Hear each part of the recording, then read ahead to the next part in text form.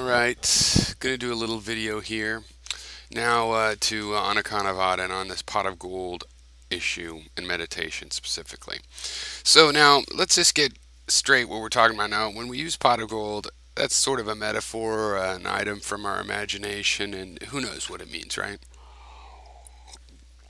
But we both agreed that meditation leads to self-knowledge, to the examined life. Now, why is that itself not a pot of gold? Well, because the pot of gold intimates some greater reward than that. And Anakanavad, you compared that to the demons and dungeons of the mind. But you also said that, for example, if there was no hope for such a discovery, then given all the terrible things that you face in your mind, those better not exist as well. And yet, think about it. Who needs to know themselves more than somebody with nothing but terrible things to discover? If such a hypothetically a person like that as a thought experiment existed, where all of their self-knowledge would be negative, they would need that self-knowledge arguably more than somebody that was well-adjusted and had nothing but happy things to find out in their journey for self-knowledge.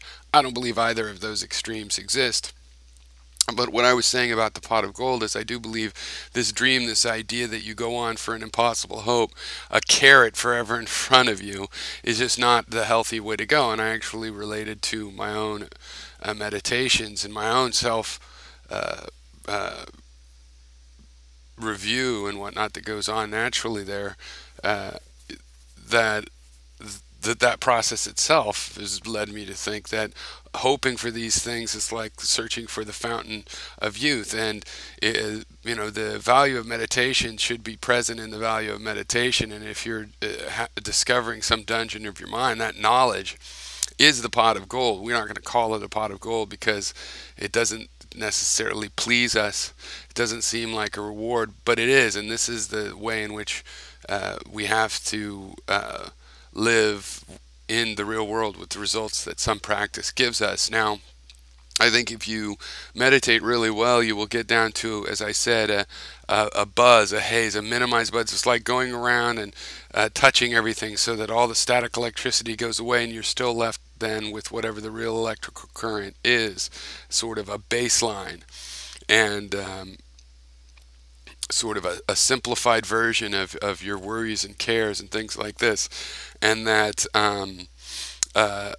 that is not going to be a perfect thing no matter what. We're just mortal beings, and so discovering that and knowing it, it can't be because that in itself solves everything, though of course it does help you in your life, because the more self-knowledge you have, the less time you'll spend, effort chasing something you don't really care about, which is what happens when people don't have self-knowledge, that sort of thing. So there are practical benefits, but none of these are a pot of gold. It's more the methodology of life, where we're always living, we're always in the middle.